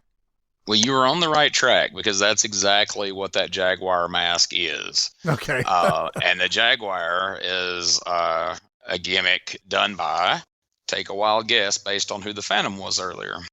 Ken Wayne? Exactly. Okay. Ken Wayne had someone make him a tiger mask, and in Georgia, he called himself the Stray Cat with it. In Memphis, he used it as Stray Cat a couple times, but he also called himself the Jaguar. But yes, he was, even by his own admission, he's said in shoots, that it was just, a southern version of Tiger Mask. But I'm curious as to why he wasn't here for this match. Do you think maybe the mask wasn't sewn up in time? It could very well be. I wouldn't doubt that at all. But that's kind of fun that we didn't even go a week without the Nightmares already out here, in theory, going to be sporting masks on opposite sides of heel and face divide. I also find it amusing that it was just last week on the Lawler show that he shows off footage of Tiger Mask, promising to bring him to the territory, and here we're already planning to have the Jaguar show up. So pretty clever there by the King and company. And of course, Ken Wayne all on board there, whatever gets a payday. But like you said, kind of odd he's not here on this episode, or on this night of tag team action. But who are here is the Batten Twins. Brad and Mark going to go 2 for 2 over the weekend. Heading into Monday night, the Batten Twins scoring a win now over Lieutenant Frazier and Private Jerry Bryant. So the Battens just can't get away from the Playboy. Well, I hope Eddie Gilbert made Jerry Bryant do a shit pile of push-ups because Frazier had beaten the Batten twins by himself on numerous occasions, and now tonight they couldn't beat him with a tag team partner. And What you are got we to doing? imagine it was Bryant doing the job there for sure. Oh, no question. Steve Without question. Steve Constance and Tim Ashley taking on the team of Iron Mike Sharp. And do you know who his partner is? That's the Strong Machine. Okay. Oh, okay. I was just wasn't positive there. Now, do you know who the Strong Machine was? Could that have been Ken Wayne? I'm assuming not by the name Strong Machine, but I don't know that I've ever seen this guy, so I'm not really sure. I think so, but man, I scoured the internet for days trying to find out who the Strong Machine was, because apparently Strong Machine appears sporadically throughout here and there in 85 and even pops up in 86 a handful of times. And it's and from only thing I could find on it was that coming back from Japan, There you go. Lawler wanted a tiger mask made and he wanted a Strong Machine mask made. And he put it on Ken Wayne because he knew that Ken Wayne could do the spots similar to Tiger Mask better than anybody in the area. Right. But that more than likely the Strong Machine mask was just tossed on whatever local guy that they could throw in the ring, that we didn't really try to make that anybody that could work the style or even look strong necessarily. I was going to say, it's kind of interesting because, I never really dissected this era before. And then we learned Jerry Lawler goes to Japan and he comes back, and he's not back a couple weeks before we've got ideas of a Jaguar and a Strong Machine. He's not even trying to come up with a new name for the machine. We've got a freaking machine here in the Memphis territory. I mean, you think he could have been the Memphis Machine or some shit, something to differentiate a little bit, but not. We're just Strong Machining it out here. Just not even trying. And, the fact that he made mention of trying to get Eddie Marlin to sign the British Bulldogs, I'm surprised he didn't slap some mask on some local guys and have them do a piss-poor British accent and call them I don't know what variation you could come up with of British Southern Bulldogs. British accent. I don't even know what that would sound like. Boy, Cheerio, mate. Constance and Ashley here defeating the Strong Machine and Iron Mike Sharp. But it's just kind of weird that people might go, oh, the Machines, they were in the WWF. Yeah, Vince took the idea also from Japan. The Machines actually originated in Japan, New Japan to be exact. So kind of interesting that Jerry Lawler going over there for just a week really, and he comes back with all of these ideas and he's utilizing them. It's just as quick as he possibly can. Also here in the Coliseum, Randy Savage and Lanny Poffo, Poffo Mania, scoring a win over Adrian Street and Eddie Gilbert on a DQ. Then from there, it's Jerry the King Lawler and Abdullah the Butcher defeating the Interns. I was a little surprised. I was wondering if they were going to pay Abby to come back and work Lawler, maybe turn on him here and work him next week. But in order to do that, A, you got to pay Abby what he wants, and B, I don't know that Lawler's taking that Blade job. Yeah. Although I have to say, when they first announced that tag team, I thought that was absolutely where we had to be headed with this. But if I could pay money for a couple of matches from this era, I would want to see Savage and Poffo against Street and Eddie Gilbert, and I want to see Lawler and Abdullah against the Interns. Both those matches have piqued my interest. Yeah, mine as well. You know what else piques my interest? Last week was the first time the Fabulous Ones appeared on studio TV. 2 days later, they captured the titles. Coincidence? I think not. This week, they're the champions now, so they don't appear on Memphis TV, and by Monday night, Stan Lane doesn't even bother to show up, Gene. It's Jerry Lawler back out playing double duty at this point as Steve Kern's partner here as they defeat the Wild Hoggs. Where was Stan Lane? I have no idea. I was blown away by this when I read the result. Well, not so much by this, but where we go from here in a minute. But, yeah, Lawler having a stand-in for Stan Lane, who's fresh off of winning the tag belts. So you think, man, I bet Lawler's pissed. I bet there's probably going to be some backlash from this, but maybe not. What is going on with the Fabulous Ones right now? Have you ever heard anything about what was happening during this time period? Clearly, Jerry Jarrett wants them back badly. I mean, they're putting them over on TV. They're getting all this TV time with the VTR promos, the music videos. They give them the belts back, and they've shown up for a few Mid-South Coliseum shows, but in general, they're not really showing up a whole lot. And we've seen more than once now in the Coliseum when the Fabs are scheduled to wrestle. Remember, it might have been last week or the week before. I can't recall. It was 2 weeks ago because they won the belts last Monday. But 2 weeks ago, it was a big no DQ match between the Fabs and the interns. And that wound up being just Steve Keirn versus one of the interns, one-on-one, and they don't explain why. So Stan Lane missed the show a couple weeks ago, and now he's missing this here again. But he wrestled in between, so it doesn't appear to be an injury situation. No, that's what makes it so, like I say, so baffling. And then the fact that he no-showed the 1 week, and you think, well, they're not going to be happy about that. But then they win the tag titles, and they're like, all right, I guess they got everything sorted out. But then he no-shows the next week, so then you're like, all right, well, they're going to be pissed at that.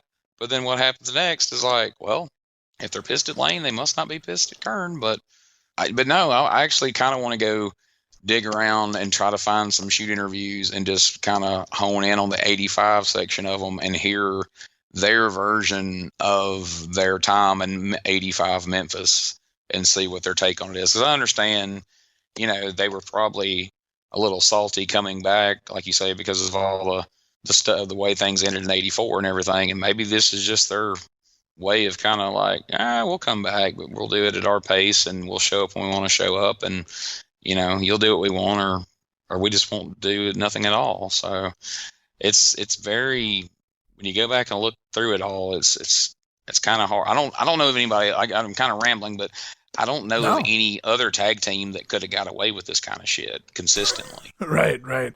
Well, I mean, Jarrett made clearly a lot of money, maybe more money than we even realized, to go along with everything that he gets handed here by the Fabs in 1985, at least up until this point. But it's kind of interesting. The King out here, he teams with Abby. They score a win over the interns, and we turn around, and Lawler stays out there basically and teams with Steve Keirn, a double main event, part of the triple main event. Lawler also part of the Battle Royal here in just a minute. More on that in a second. But the King and Keirn go over on the Wild Hoggs. Obviously, the title's not on the line there, I would imagine. And then we're off to the Battle Royal. We see 7 tag team matches, which leads me to believe close to a 14-team Battle Royal here. And if it's by normal tag team Battle Royal standards, I assume when one member is eliminated, the other one has to leave as well. But it's Memphis, so who really knows without seeing the match? However, like you said, the winner, and I did say winner, guys, really shocked me, as it's stated Steve Keirn going to win the Battle Royal, enter the Battle Royal, and win it all by himself. Lance did say, now like you said, something could have changed in the interim. Okay. But Lance did say on television that this would be tag team Battle Royal rules, and when a partner got eliminated, the other partner had to leave, because he said that was part of the uniqueness of it, because that had never been done in the Memphis area. All right, very cool. So, I mean, maybe we're going to come back from this with the story of, well, Keirn had the disadvantage of not having a partner to help him, but he also had the advantage of he didn't have to worry about his partner getting eliminated. He just had to keep himself safe all the way through, where everybody else had to watch their back and somebody else's. But it's still bizarre to have a tag team Battle Royal, and there's the guy who was there by himself is the winner. Yeah. And do you think that means that he gets to keep the entire $20,000 for himself?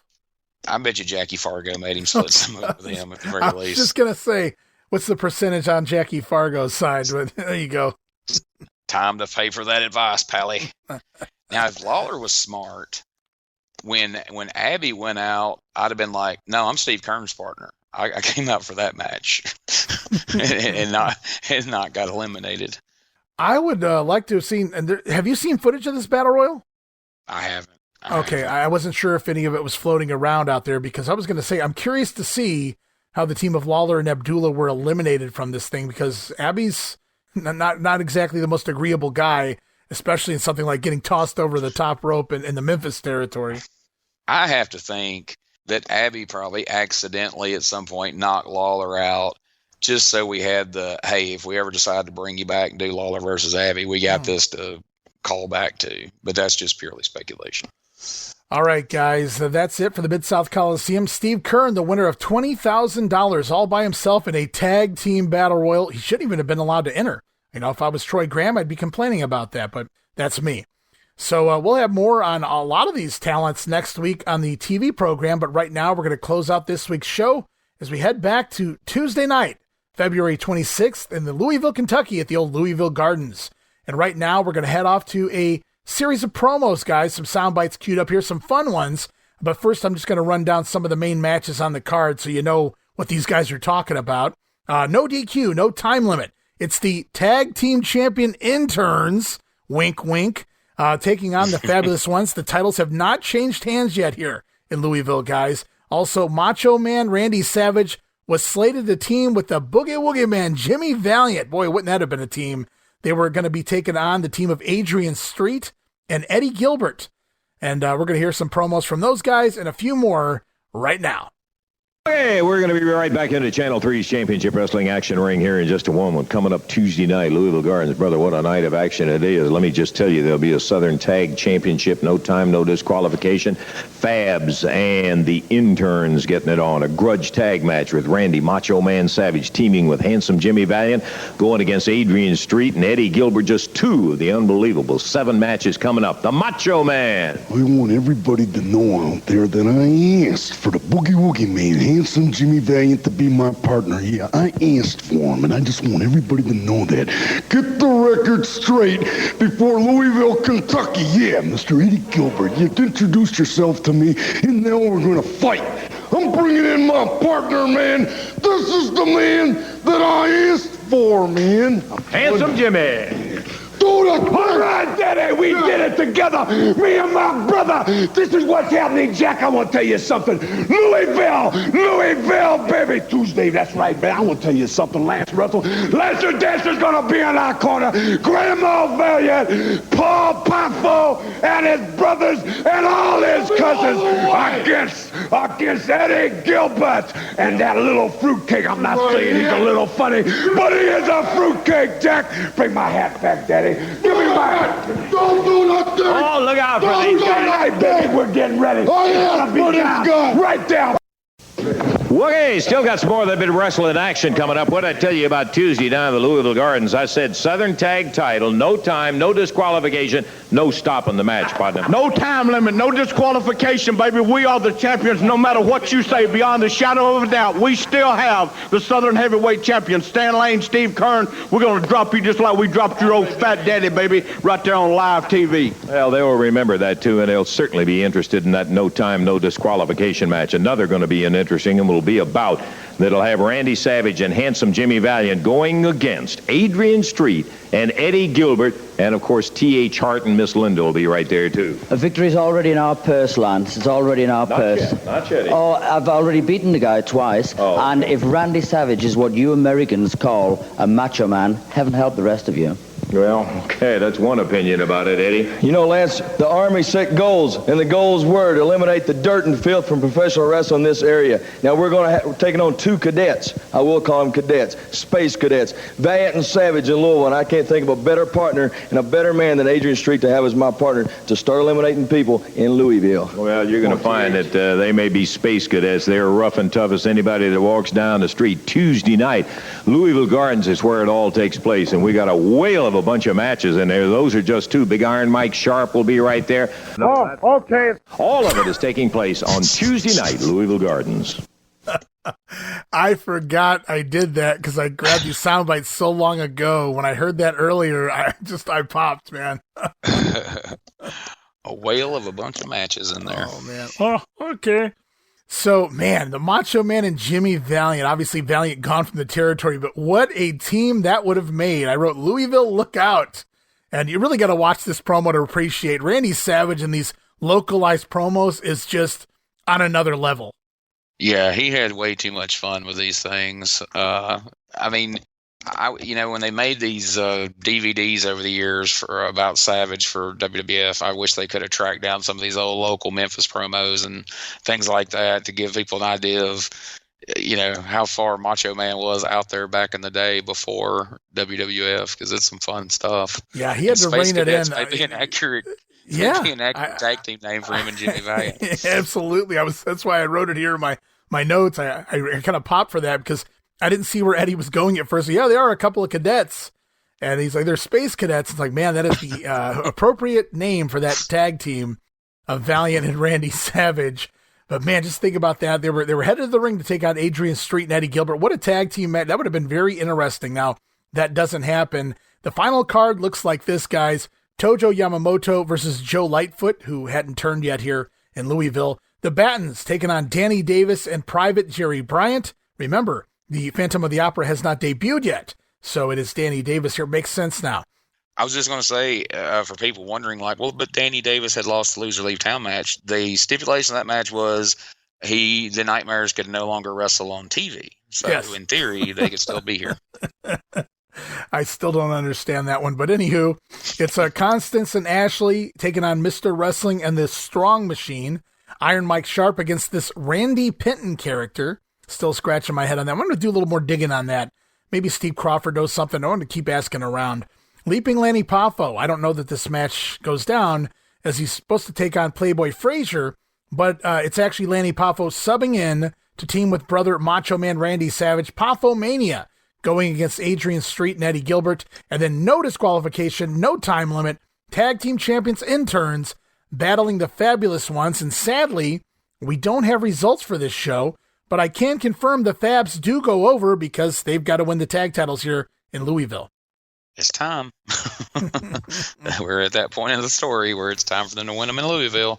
So, yep, you're right. Now, here's the question for you. What happens if Stan Lane doesn't show up here in Louisville this week when they're supposed to win the titles? You know, it's funny. It seems like Stan always seems to show up when it's time to win belts. That's weird how that works. Isn't it, though? Yeah, very interesting. Stan Lane as, the Fabs are taking the titles, brother? All right, I'll be there. Oh, man, good times, man. You know, go back to radio WWF. Stan Lane was on there every week, and he just had that DJ voice. And it was, hey, radio WWF, I'm Stan Lane. I used to love that when he did the Midnight Express intros, and Cornell would introduce Bobby and Stan, and then Stan would grab it, and Stan would sound more like a ring announcer than the ring announcer did. Yeah, Stan was great. So I was a huge Stan Lane mark growing up. And, man, that's a pretty quick show this week, in and out. Not a whole lot on TV, but actually a little more entertaining television. A little less to make fun of, perhaps, while we did have Phantom of the Opera and the Terminators. But at the same time, there, the Macho Man was there, Adrian Street back this week, and we even got a little Eddie and Lawler at the end of the show. Yeah, I mean, we did a lot with a little. You know, when you really look down the card at who you actually had, there were some good, Savage and Gilbert and Lawler, and then some other not some good stuff. But yeah, I think they made the most of what they had, and for whatever reason, we felt the need to put the Terminators out on TV. It's like, damn it, if you need them for a tag team battle royal and you need to put them on those spot shows, whatever. But why do you keep putting them on TV? I don't understand. Well, yeah, of all the people that appear on TV and don't appear on TV, the Terminators are here seemingly every week. And I just don't get it. Maybe it's because they sleep in their car. I don't really know what the story is there. But I go back and I look at some of the things they did that were positive this week. Turning Joe Lightfoot face. I mean, you're not setting the world on fire with that, but I think that was a good move. Also, Rick Martel, you can't help that he's refusing to come down and work a match with Jerry Lawler. I don't know if the money's not right. I don't know what the story is here, but clearly there's an issue with getting Rick Martel to come down here and work the King. I got to give him kudos. There's not a whole lot you can do with that. They say championship prices. They're charging more money here, and in order to back that up, they give the fans a big battle royal at the end of the night. Now, I don't know the drawing power of the battle royal here in the Memphis territory, and I don't have figures as to how many people came out this week for the show at the Coliseum, but, I mean, for what they had to work with, kudos to them. I don't know how many days in advance they knew that the AWA title match wasn't going to go down, but at least they tried to come up with something different for the fans. Yes, and having a single wrestler win the tag team battle royal is just such a Memphis thing to do. And speaking of things to do, being calling out of your title match because you have a sore elbow is such a Rick the Model thing to do, more than 1985 Rick Martel thing to do. So tennis elbow, yes. Think back to SummerSlam '92. He's wearing that little Wimbledon get up there. Exactly. Like, spray a little arrogance on it. Come on. That's right. Yeah, spray a little arrogance. I like that. So, Mike Sharp's still here. That's pretty cool. And I don't know if it's just me, and I don't really look ahead too far, Gene. So I don't really know how long the interns are still going to be here. Troy Graham's still going to be hanging around. Could be months, could be weeks. They may be gone before I realize it. But this week on TV, they were given the least amount of TV time they've had all year thus far. And that was a little concerning that Troy Graham really didn't get his segment of the week. Yeah, I would have liked to have some more Troy Graham on here, but I guess they didn't want to overdo it. We've had some shows where we got a lot of Troy Graham, so I guess they figured we'd bounce it out a little bit. But I will say this: I am curious about these Wild Hoggs that have showed up. I'm hoping in coming weeks we'll learn a little more about them, who they are, where they come from, why they're here, because those names just stand out. And I have to say, I remember reading about them in magazines before I actually saw them. Because like I say, I didn't see a lot of 85 in real time. I started at the end of the year, into 86 is when I started watching it regularly. So I remember reading about them. And I don't know, the hillbilly gimmick wasn't what I was picturing when I first read that. No, that caught me off guard. Harley yeah. threw me as well. So. That caught me off guard with the whole Harley and Hog thing. I pictured bikers, obviously. Exactly. And we get this promo here. For those who haven't seen it, I posted pictures on my social media, and they're literally dressed in overalls. That's their entire gimmick at this point. They're just a couple of quote-unquote hillbilly gimmicks, and I know one of them going to go on to become Moondog Cujo, Lenny Keene. The other one just basically stays a hog most of his career. In fact, he'd been working it all the way back, I think, to at least 81. Now, they spend some time down there in the Central States and up in the WWA working for Dick the Bruiser, the Indianapolis territory. And, of course, Lenny Keene also going to become one of the hillbillies in the World Wrestling Federation. So we will see him in overalls again. But it's just very interesting that it wasn't what I expected when they popped up on the TV. No, when just like you said, when the word Harley and Hog involved, I read that, and even as a kid, I'm like, okay, well, that's going to be two biker guys, and no, it's two hillbillies. And thrown right into the fire, man. They were supposed to get a tag title shot, or at least work the tag team champions, the Fabulous Ones there at the Coliseum. So they're the flavor of the week. At least it wasn't the Terminators. Well, I mean, interns can't wrestle everybody, and you look down the card at the Terminators and, mismatched tag teams of different members of the Gilbert army. So, yeah, I guess it's like, well, bring them in, throw them in the fire. Let's see what happens. Well, that's going to wrap it up here this week. I think that's pretty much all we can do with this episode. We see the Phantom of the Opera, and it's kind of cool. I probably knew at some point, back in the day, who these guys were under the hoods, but it's been a long time, and I'm glad you refreshed my memory here. Jaguar Ken Wayne, Phantom of the Opera, Danny Davis. Good to know moving forward. Well, it's not often that I get to know something that Ray doesn't know, so I take great pride in actually having a little bit of info for once. So that's fun. When you take me on a ride through Alabama one of these days, here, the old southeastern or continental territory, I'm sure you're going to be filled with knowledge that I have no idea of. I'm looking forward to that down the line. That's right. We'll teach you some Armstrong history and some about the Fullers and all kinds of good continental background down here in Alabama, because that's what wrestling was for us. I mean, we like Memphis. We got some of it, but growing up in Mississippi, I was a big Memphis guy, but an even bigger continental guy. But awesome. Good stuff. I digress. Man, you were right in the middle of some good things, north and south. But yeah, that'll do it here this week in regards to the Memphis show and everything. We'll be back, and we kick off the month of March, Gene. Believe it or not, we're into the month of March in 1985. But before we go, just a few things here to plug, and I'll let you start. Well, I like talking about Memphis so much here, I decided to do it on another podcast. So we have started up the Retro Wrestling Review, where me and I got a couple of regular co-hosts, my buddies Josh Briley and Richard Mullican of P3 Radio. They do it with me a lot, but we're also going to be cycling in some other co-hosts here and there, including yourself, I hope. And we are reviewing, starting in January, week by week, USWA Memphis Wrestling from 1993. We're 2 episodes. As this is being recorded, we have released 2 episodes already. We've got a 3rd one recorded. We're working on a 4th one this weekend. And, man, I got to tell you, January of 1993, we got a lot of disqualifications. We've got a lot of so it's weird like card 1985, huh? It is. It's like, that's what I told them guys. Like, what am I back in 1985? Like, the more things was Memphis change, always like this. I'm the like, more they all stay the same. I'm like, where's all this good Memphis I remember? Like, I can't. I'm having trouble finding it right now. But yeah, I don't want to entirely sell it on the big crossover that's upcoming because it's still the Memphis territory. But for fans out there who are on the fence, like, yeah, okay, I didn't really watch the USWA or I wasn't really into the territory system by that era. The WWF about to do the big crossover there with the USWA, and all sorts of talent from Vince Land is going to head down to the Memphis territory, including Doink the Clown, Matt Bourne, the narcissist Lex Luger in a TV5 studio. Talk about a sight to behold. An early narcissist as well. I mean, he's coming in pretty early into his run with the WWF, like a month in maybe. Randy Savage back in the WMC. How do you think, what kind of flashbacks do you think the Macho Man was having when he came down?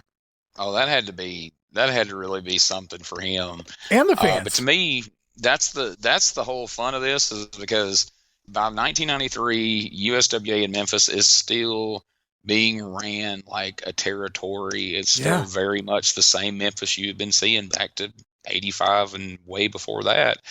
And to see, guys that were mainstream WWF stars just kind of dropped in out of nowhere onto Memphis TV is really fun. And we're seeing these interactions, like I said, a main event in Memphis in 1993, just a handful of weeks removed from Giant Gonzalez attacking The Undertaker at the Royal Rumble. Right.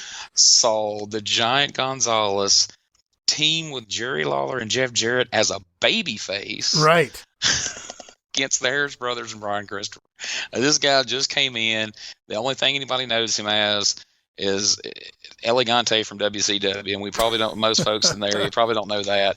They just know this is the guy that came in and murdered the Undertaker, and he's out here teaming with Lawler and Jarrett simply based off his association with Harvey Whippleman, because in Memphis he's still Downtown Bruno. Downtown Bruno. It bees that way sometimes. You got that right, Gene. And that's another funny one. You see Howard Finkel doing his best Andy Kaufman impersonation. How awesome is that? You're from Memphis, Tennessee. Downtown Bruno's the babyface because he's the local boy taking on a heel Howard Finkel. How about that? And then, of course, speaking of heels, Vince McMahon going to give his first try at being a heel as well. Yes, it's so fun to see the heel Vince McMahon be born in Memphis. And, we would all see that again later. But this is really your only opportunity to see heel Howard Finkel. And for people who know something about Howard Finkel and know that Howard was the guy behind the scenes who kept up with all the other wrestling organizations. He watched tapes of every territory just about, or at least all the ones he could get his hands on. And so knowing what a historian and fan of the business he was, can you imagine what it meant to Howard and how much fun he had to be able to go play Andy Kaufman, to go be heel in Memphis? Oh my gosh, it was great. He would have, Jerry Jarrett probably made Howard pay him. It's like, I know how much you're loving this. So, yeah, I mean, just think about it. The hitman Bret Hart, who was a huge baby face at the time, coming down and playing heel because Jerry Lawler is the top baby face in Memphis. So to see Lawler and Bret Hart continue their feud in Memphis, but it's the hitman who's the heel, the King who's the baby face. Think about that. It's a lot of fun stuff coming up. Random baby face era Tatanka walking through there as a heel. Just lots of weird, random, bizarro world things going on. And you guys are going to enjoy all of that. But in between, don't get lost. I'm talking about, Jeff Jarrett before his WWF run. Brian Christopher, who is just amazing in this era. Before I got the USWA in 94, all I could do was read the magazines, and Brian Christopher was all over the magazines. Pictures of him, write-ups of him, results from the Memphis territory. So to me, he was one of those guys on that short list. I got to see him. And I know he wasn't exactly the tallest wrestler ever, but man, what a amazing performer. Oh my gosh, that's something I said in one of the early episodes with the guys. I was like, if we don't accomplish anything else with this podcast, I just hope people who only know Brian Christopher as Grandmaster Sexay from WWF get a chance to see what an amazing heel he was in Memphis. He was so good, and he was good at playing a babyface when it called for it, but such a good heel. He could just grate on people's nerves and get under their skin.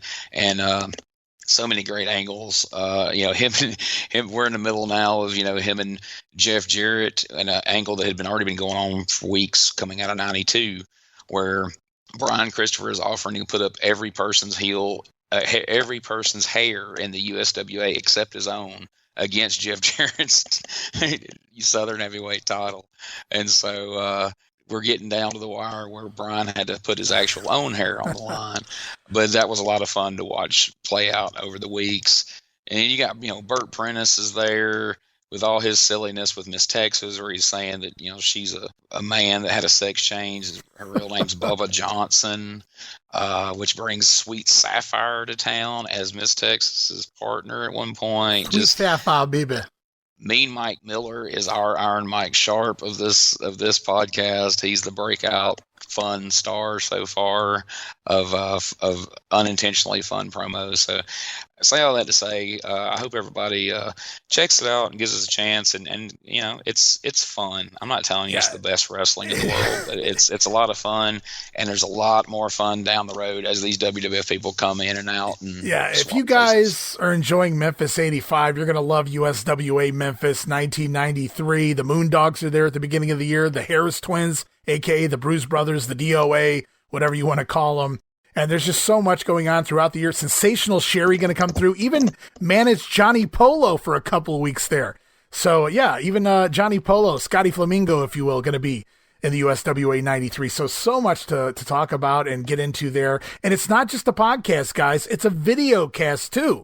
You actually show clips of the show as you talk to your co-hosts. And that's part of our YouTube channel, youtube.com/Rasslin Grenade. Again, the first 2 episodes already up there, the video cast of that show, free on YouTube. You can go check it out. Gene Jackson and company covering the USWA 93 Retro Wrestling Review. And I just looking forward to more episodes in the weeks to come. Speaking of something we talked about, we touched on at the beginning of the show, in some of these shows that we've been doing, Memphis 85, we've come up with some fun lines. The Mike Sharp, oh, okay, and some other things as well. And I took that to heart as we keep making jokes. That's a shirt. That's a shirt. I finally went out and decided to start designing some shirts for some of these things that are catching on with some of the listeners out there. They've said, hey, why don't you make a shirt? And I've started doing that to some degree. I've got some of the things out there already. You talked about Playboy Frazier and the Army helmet. I wrote, This Means War. It's a great shirt out there available right now. Also, Playboy shirts got Frazier in a lovely tuxedo. The Iron Mike Sharp, oh, okay shirt. You got to pick that one up. But just a lot of new shirts, including Grumpy Grandpa #2. That's Mr. Wrestling 2 in a Bill Cosby sweater, guys. I did that one for Jamie Ward. So lots of new shirts. Go check it out over at tpublic/user/WrestleCopia. Man, when you was telling me that there were fans coming up to you at the Glory Days GrappleCon, saying, oh, okay, and talking about how much fun they were having with the Mike Sharp, it just really warmed my heart, because I was like, I don't know, maybe me and Ray are the only two that find this funny, and maybe it's kind of lost on everybody else, but to hear that other people are enjoying it, that's awesome. And those shirts are a lot of fun, guys. Check that out. Get you a couple of those things, because it's awesome. Before we close up shop here, guys, just another quick one. I want to put over some of the new podcasts coming. Obviously, the Retro Wrestling Review, we just touched on that, but also welcoming Dave Dynasty and his Wrestling Nostalgia podcast.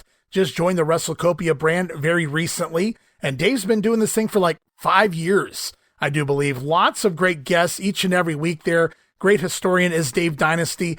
And of all of professional wrestling, but even more specifically the WWA, the Indianapolis territory, going back quite a ways. And I'm looking forward to having Dave on this show eventually and discussing the old WWA territory. So good to have Dave part of the family. Absolutely. And as a matter of fact, it's funny you mentioned that, because on my way to work this morning, I listened to his interview with Jack Victory, and that was a super interesting talk with Jack Victory. And even though I've heard a handful of Jack Victory interviews over the years, I learned several new things in the course of it. Because Dave kind of comes at these interviews from a different angle sometimes. So I highly recommend everybody check his stuff out.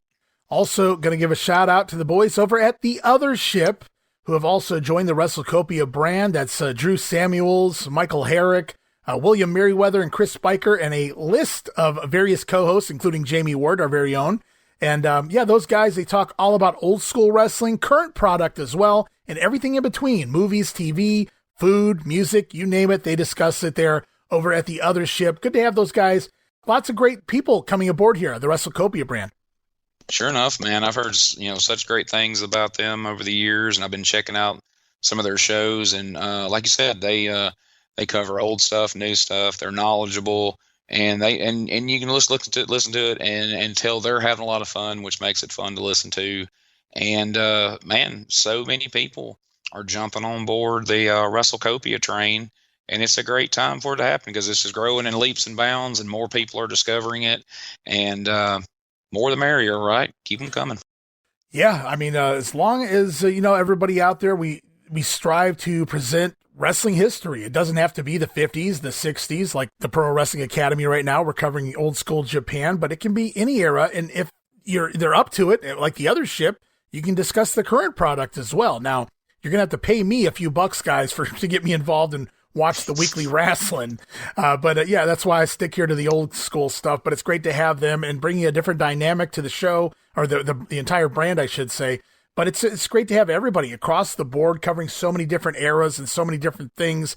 It's really just preserving wrestling history is what it's all about. And I'm just happy to have all of you guys a part of it. I mean, I think it's great that everybody can kind of stay in the lane that they enjoy, and cover the things that they know about and that they like to talk about.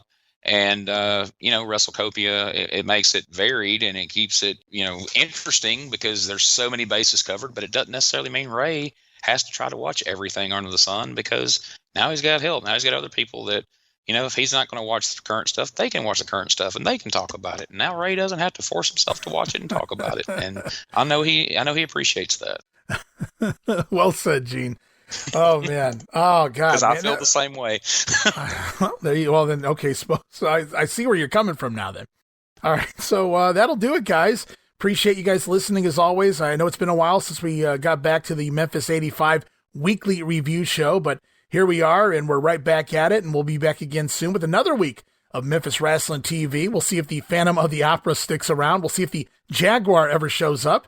And we'll see what goes on with the Macho Man. Big things ahead for Randy Savage. And I'm not just talking the WWF either, guys. So stay tuned for all of that and so much more. Gene, thank you so much again for doing it this week.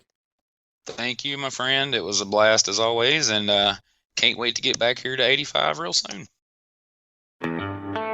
All right, and that'll wrap it up here this week. But the fun continues on. More Georgia 81, UWF 86, Memphis 85. And of course, I'm your host, Ray Russell, encouraging you to follow me on X at Rasslin Grenade. That's at RASSLIN Grenade. And don't forget to subscribe to patreon.com/WrestleCopia. So many good gifts out there, guys. And until next time, we'll see you soon for some more regional wrestling, where we talk the territories.